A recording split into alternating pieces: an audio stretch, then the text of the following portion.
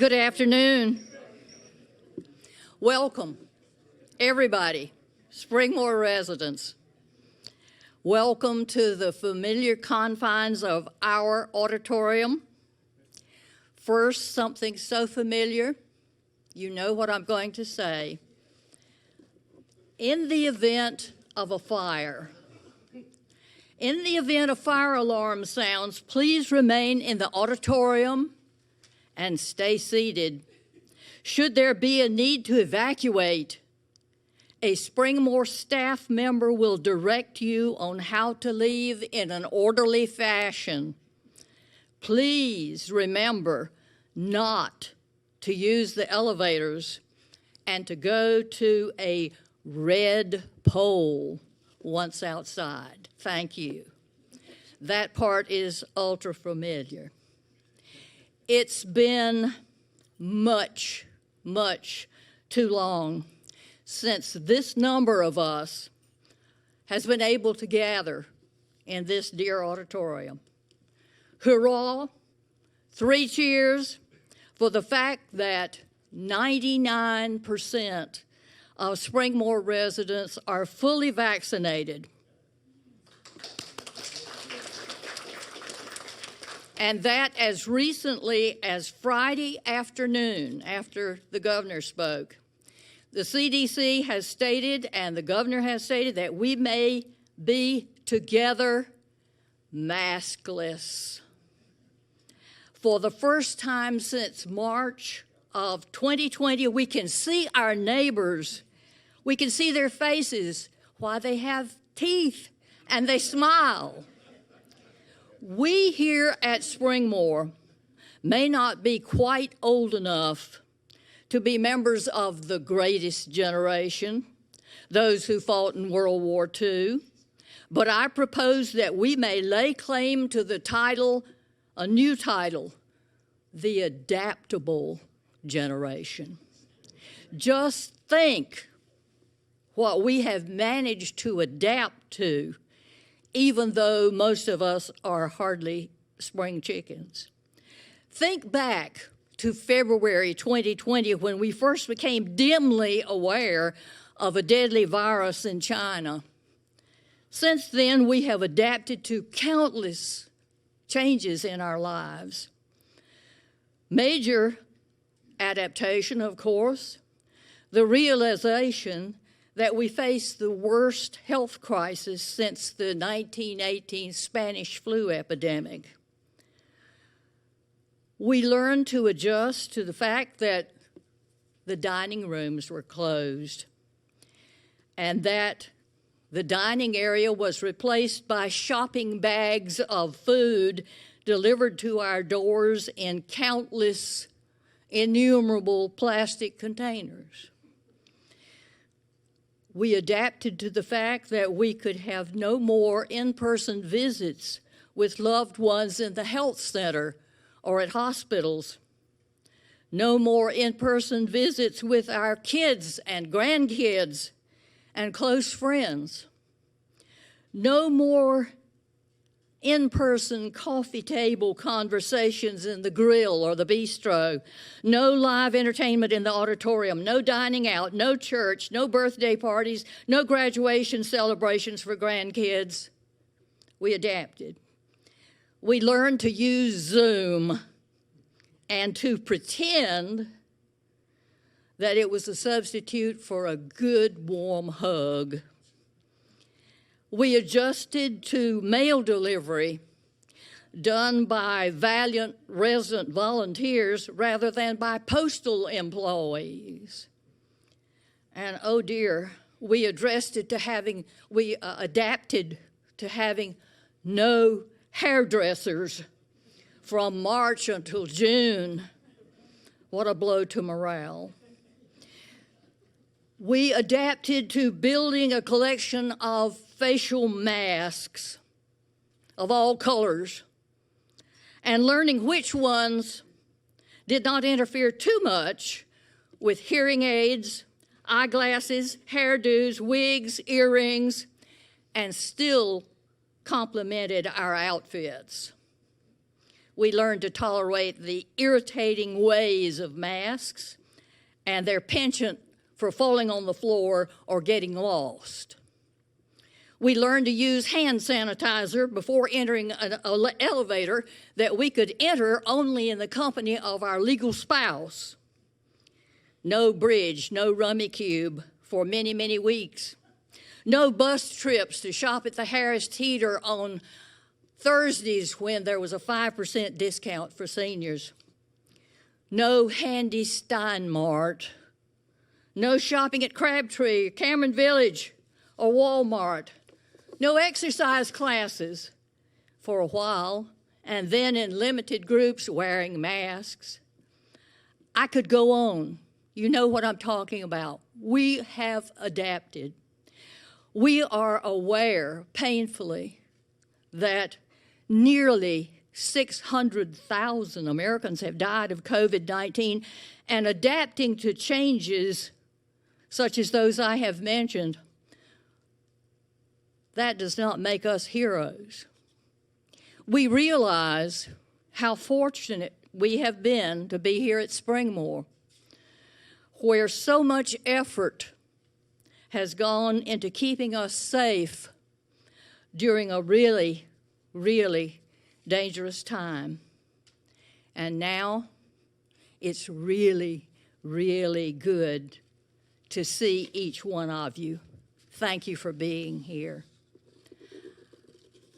The chaplains have asked me to say that since Friday, their numbers for Vespers and Connections discussion groups have been open wide.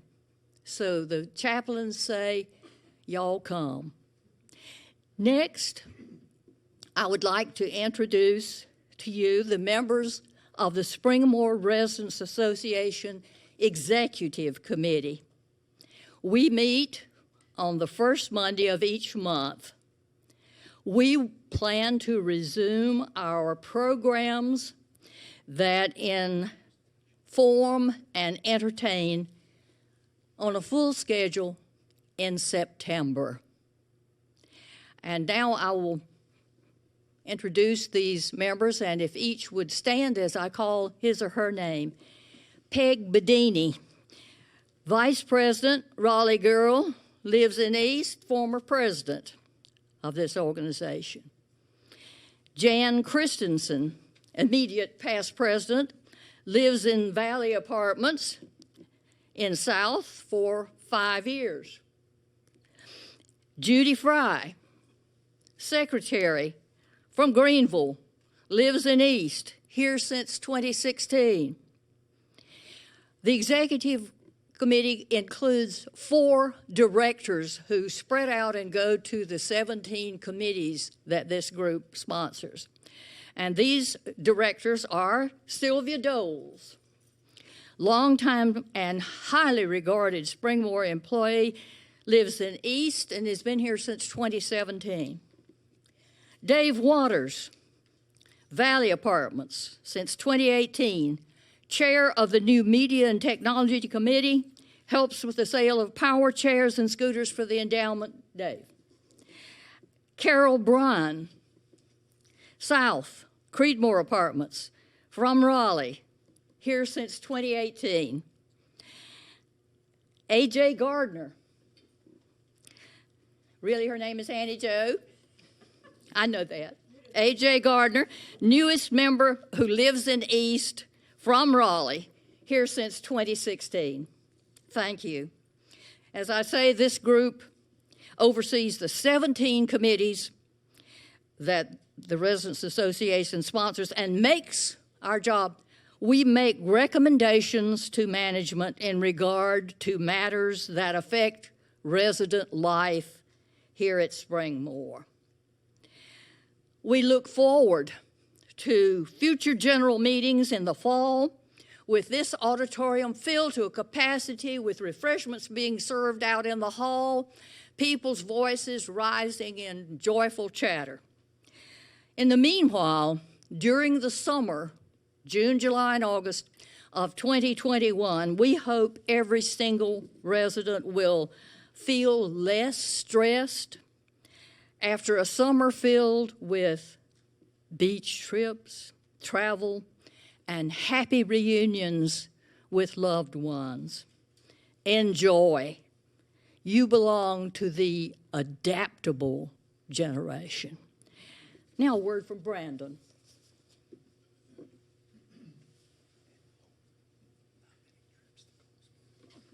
Good afternoon. I'm Brandon Hare from admin in the business office. Been here since 2015 from Graniteville, South Carolina. So I want to get my credentials in too. Miss McCullers got to say everybody, so I want to make sure I got mine in. But no, in all seriousness, I just want to say, so good to see you guys back. We're so excited to see at least half the auditorium full, which has been well over a year since we've had that. So thank y'all for coming. I'm glad y'all feel confident and safe to be here. Ms. McCullers said to keep this really short, so I'll just say I'll be sending out a memo probably tomorrow or Wednesday with some more information about moving forward with guidelines. But for now, basically everything for independent folks is open. There's no capacities on anything. Family and guests can come in with no mask. We'll be eventually doing away with the check-in stations and taking the maximum capacity limits off of the parlors and all that good stuff. So I just got to get all that in motion, and I'll get that out to everybody. So just wanted to let you know everything is, hopefully getting back to normal. And the main reason for that is that 99.5%, as Ms. McCullers said, of all the residents are vaccinated. So that's huge. So we have our own herd immunity here, and we've had it for a long time, and I've just not been able to open things up as quick as I wanted to. So anyway, so you'll see staff not wearing masks as well. We have over 70% of the staff members that have been vaccinated. So remember, that's 550 employees. Some of them work once a month. Some of them are teenage kids that work in the dining room that may not have had a chance to get vaccinated. So the majority of the people that work here every day have been vaccinated. We are planning to let the vaccinated employees not wear masks if they don't want to, and the ones that have not been vaccinated, they'll be required to wear a mask. We'll be policing that internally, so within departments. So some of it's going to be an honor system, but we pretty much know. So it's going to be impossible to police 24/7. But I hope everybody understands that we'll do the best we can with that, and to make sure everybody's just safe. But y'all have done all you could do for yourself. You've been vaccinated, so that's great. Just want y'all to continue to feel safe. And like I said in the memo, if you want to still wear your mask, feel free. You may see me wear it sometime. So just because you have on a mask, that's, don't think somebody's going to think bad of you, or if you take it off, you don't have one on and everybody else does. Again, do what makes you feel comfortable. It's your right to wear it or not, but you don't have to. Same thing with staff. Some staff may still wear it even though they don't have to. So just be mindful. If you see a staff member has a mask on, don't just automatically assume, oh my gosh, they haven't been vaccinated.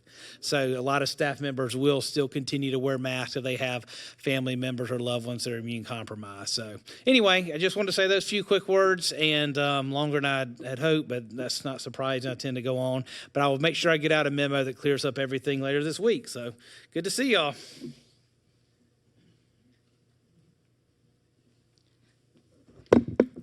I'm now going to turn the program over to Peg Bedini, who is going to introduce our guest speakers.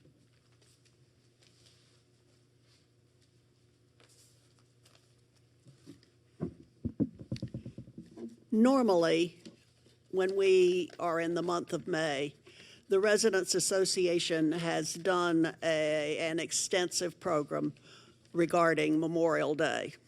Because of the situation that we had, we couldn't plan that kind of program, but we decided we did not want it to go unrecognized. So we invited these special guests to talk about something that certainly will take us all back to remembering why we celebrate.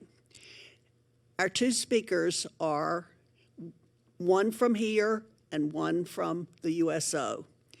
Emily Bernson is the Center Operations and Program Manager for the Triangle area of the USO. That covers Central North Carolina from Greensboro to Goldsboro.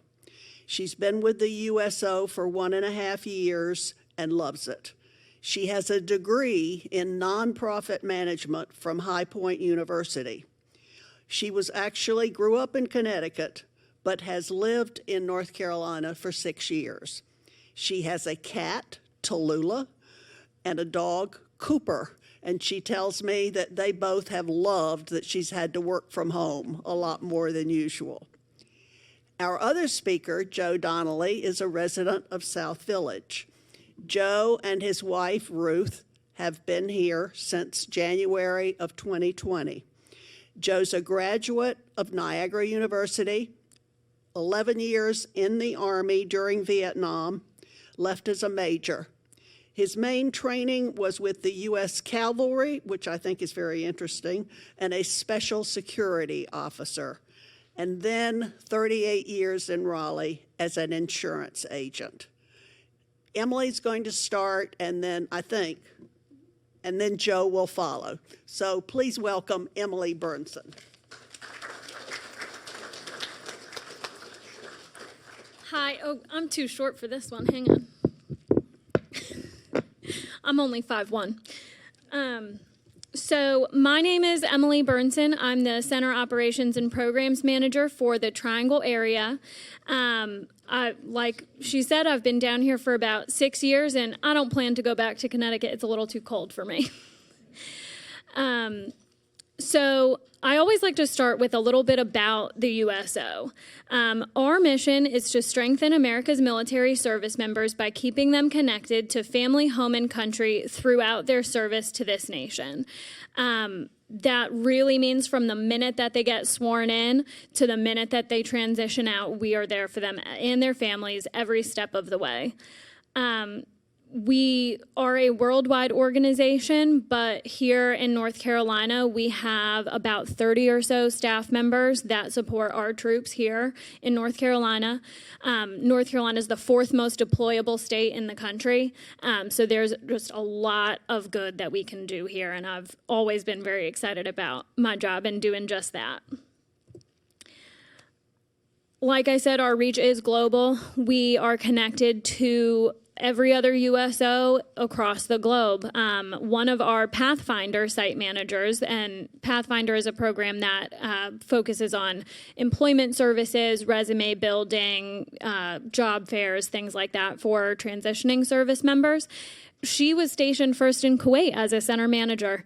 When she came back, she thought, hey, I'm going to move on to a different type of role, and I'm going to work for the transition program. And so the connections go beyond just the service members. It's the staff as well. We are all very interconnected.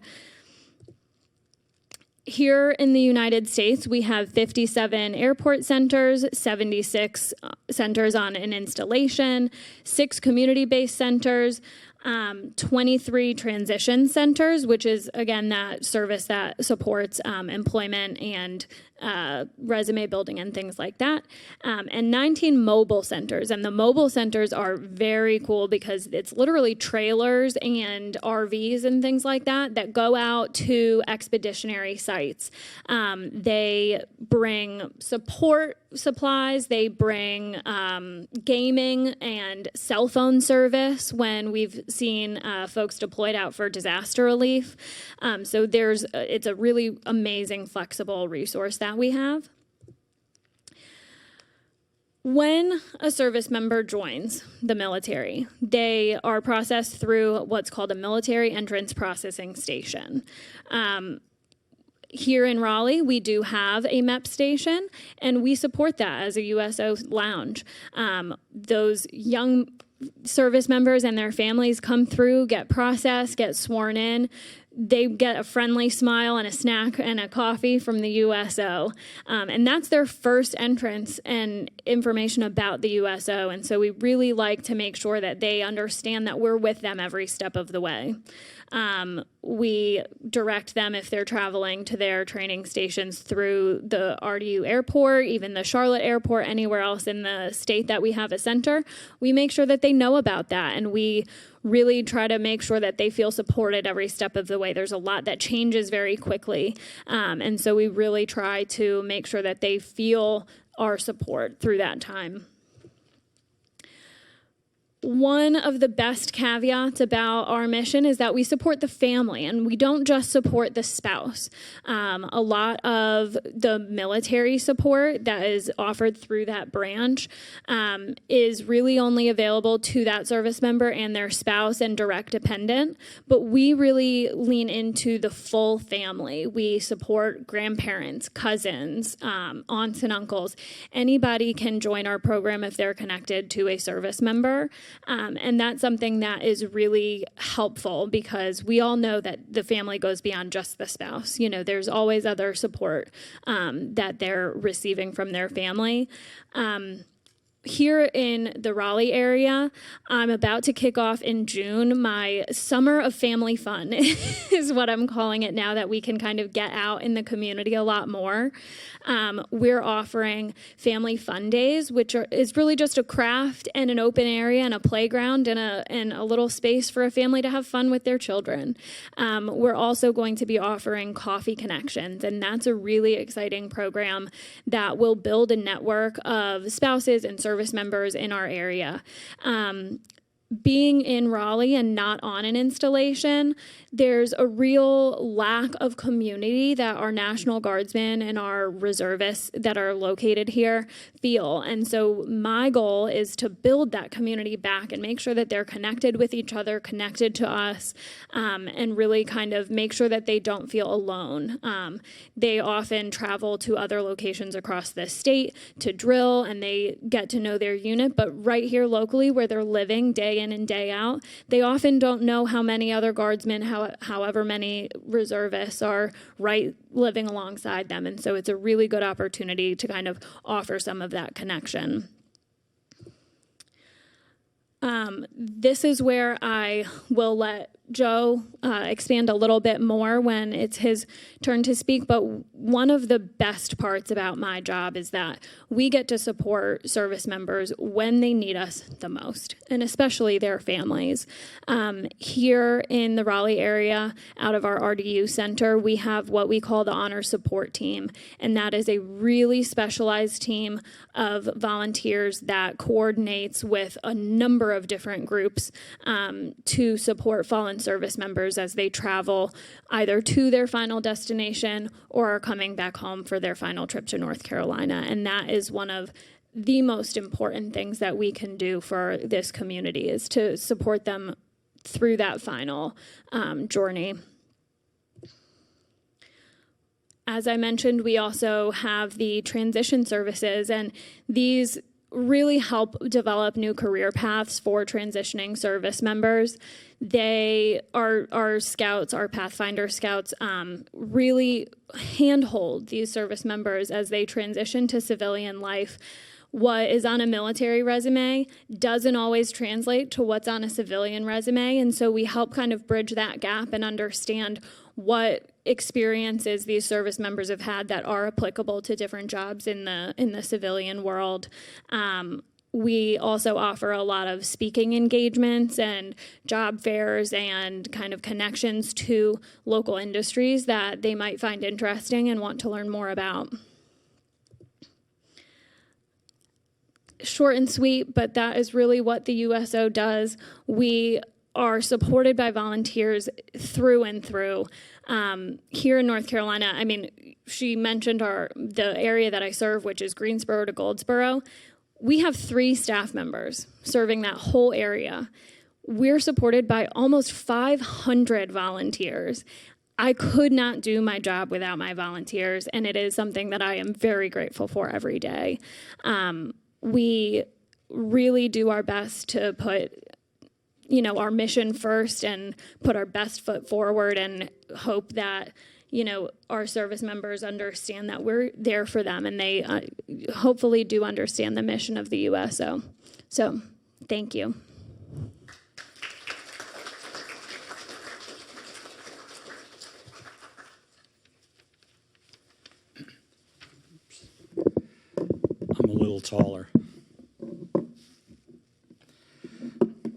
Just a little history of RUSO at the airport. We started in August of 2004, and all it was a place for troops and their families to come when they were in the airport traveling and get a Coke. Some stay overnight depending on their travel plans, but that was pretty much it. And what's evolved since then is what Emily just described. It's absolutely incredible to those of us who have been there the whole time to see what has happened. Especially when we only, in Raleigh, have 2 staff members, Emily and Samantha. All the rest is done by volunteers. Excuse me. But there are 2 things that I want to talk about today. And it's 2 different teams that I've been involved with. It's been my honor to be involved with over the last 17 years. And the first one is our Tuesday Marine team. This is the fun part. Every Tuesday, we get up to 200 Marines that have left their combat training at Camp Lejeune and are on their way to their specialty training, MP, airplane mechanic, whatever it's going to be. And we process them through the airlines. And when they come in, they look like this. Many of them, a lot of them, have never flown before, have never been in an airport. And they kind of look around like, whoa, this place is really cool. And they haven't got a glimmer what to do. So we literally, in my case, I work with Delta and I have all their codes. We literally take them up to the ticket agent and tell the agent where they're going because they don't even understand their orders of where they're going. They know the place, but they don't know how they're getting there. We also have companies that come out every Tuesday to help us, and the employees get their volunteer time that way. And a quick personal story. A while back, a young man came out with Lenovo, the computer company. And he walked up to me and he said, "Do you remember me?" And I said, "No, I'm sorry, I don't." He said, 6 years ago, I was standing in this line, excuse me, and you helped me through Delta because I had never flown before. And he had been in the Marine Corps 4 years, whatever it was now out and worked for Lenovo. That was really something that day. But just to give you an idea, of course, we were shut down in 2020. The military was not traveling at all. But in 2019, we brought about 5,300 Marines through that year and about 2,100 what they call MEPs.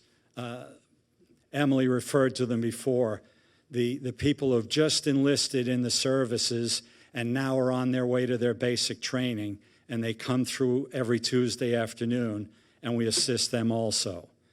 But just in that 1 year, a total of over 7,000 that we brought through.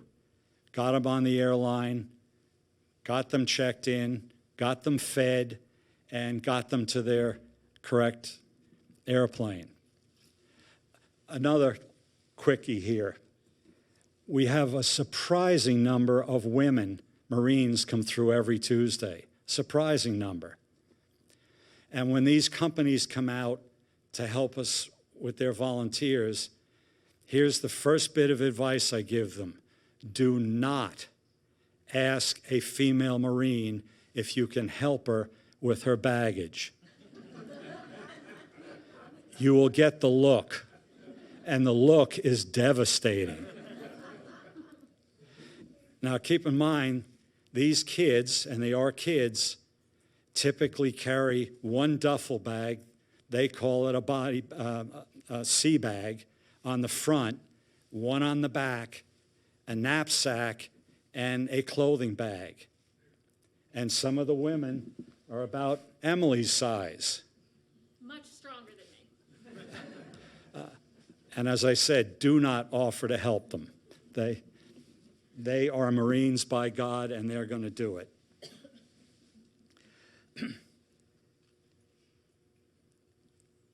The other thing I've been involved in since 2006, Emily referred to as the Honors Support Team. Some of you were here about 2 years ago when I did a presentation about a return of an Air Force missing in action that we brought home. But how we started, in June of 2006, one of our volunteers received a phone call from Fort Bragg. Let me go forward a bit. He received a phone call from Fort Bragg, and the phone call was the widow of a soldier killed in Iraq was coming up to RDU with her son to receive her husband. Could we get her to the gate? And Ken, who started our team, talked to TSA. They escorted him and the widow and the child to the gate. And if you can picture this, that woman had to stand at the gate, look down on the tarmac, and watch her husband's casket come off a plane, put in a baggage cart, baggage loaded on, and drove away. If you can imagine. Excuse me. Ken said never again, and that was the origin of our team. Since then, we've been on the tarmac 767 times since 2006. One of our team is out there at the airport right now honoring a fallen Coast Guardsman, and tomorrow we'll be out there 3 times. 3 times tomorrow. 2 Army and 1 Marine. That's unusual that we're out there 3 times. But our job is to honor the fallen, both active duty and missing in action. I'll talk about missing in action in just a minute. But so we coordinate the entire ceremony, from bringing the escorts in, the honor guards. There's always an honor guard on the tarmac, whether they're going out to home or coming home. And often we have family that's there at the worst times of their lives. And we have a group of women on our team, because us bozo men don't deal as well as the women do when it comes to family matters, as you all well know. But we have about 25 volunteers on the team. We're on call 24/7. As of this morning, we had 2 tomorrow, and just before I came over, Mike called and said, hey, there's a 3rd. So we'll have a team out there pretty much all day tomorrow honoring the fallen.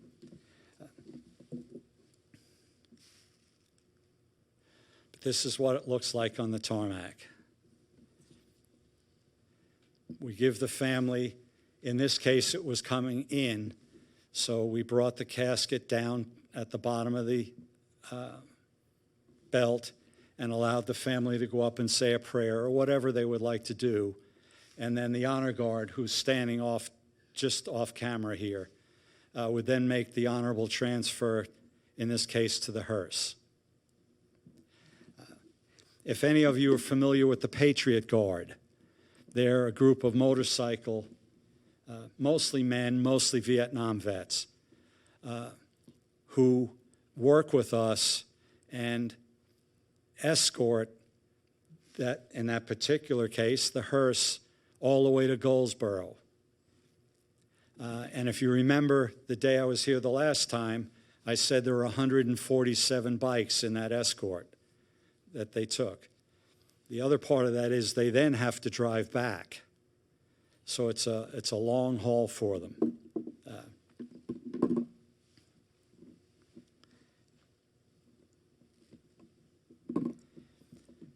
Our particular joyous days have been the return of missing in action. We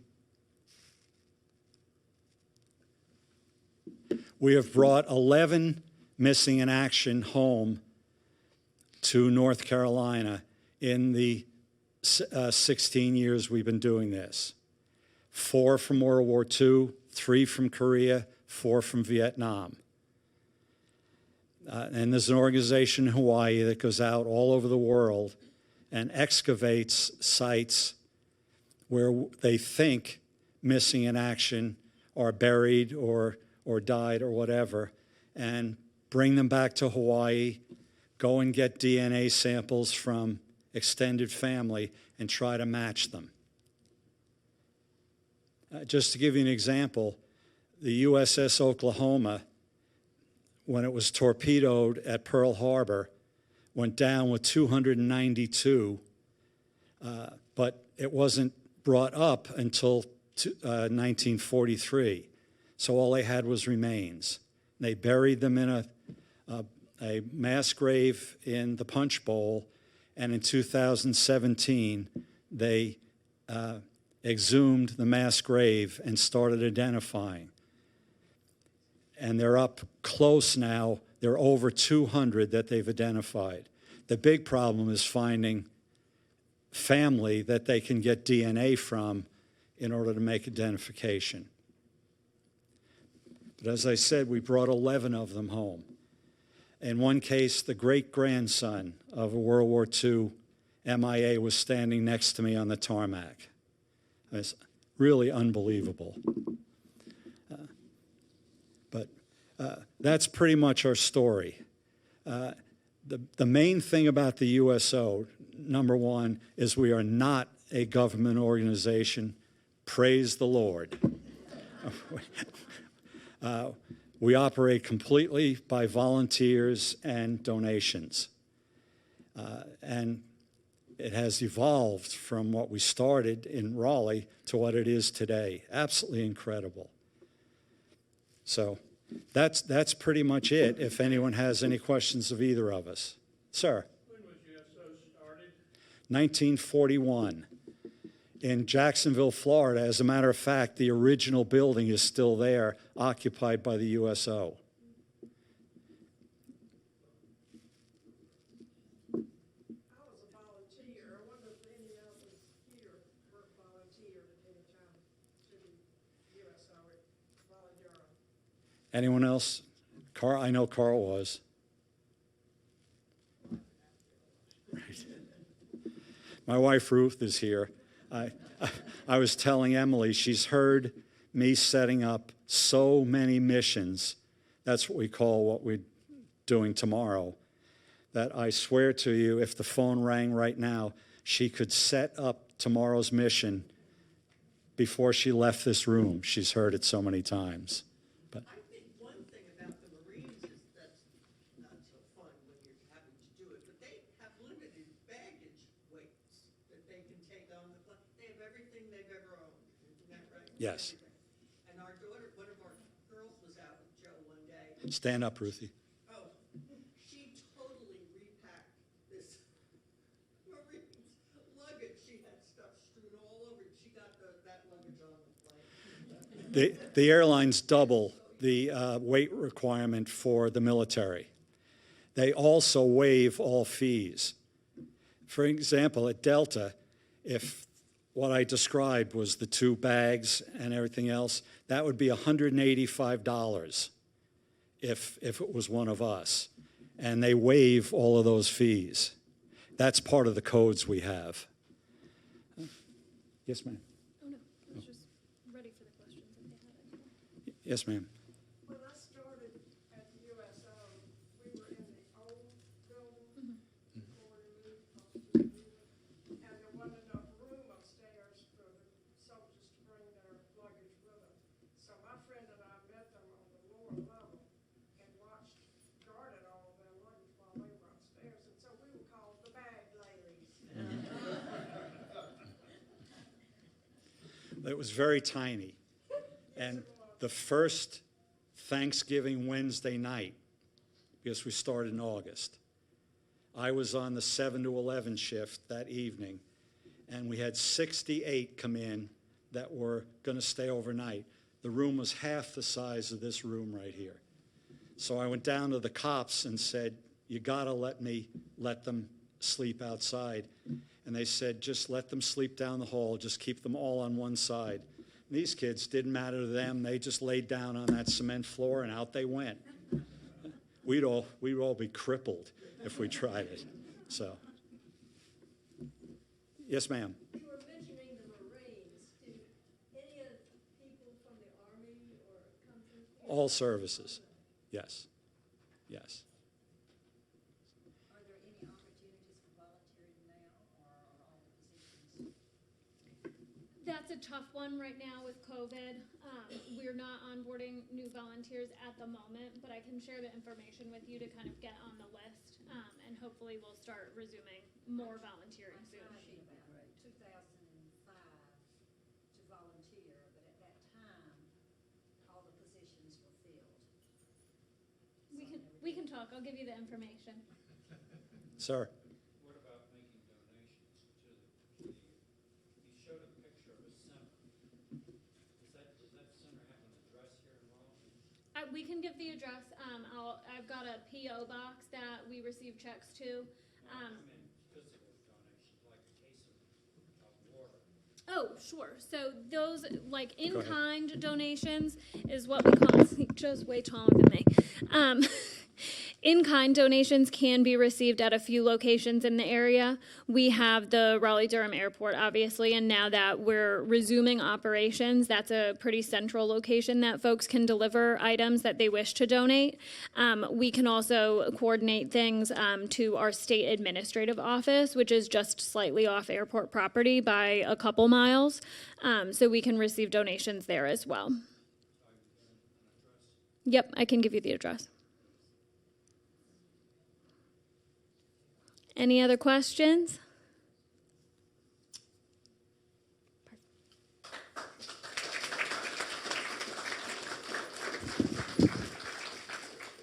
Thank you so much. It's just an amazing story, and it certainly brings back a lot of memories and thoughts for all of us of that time of year.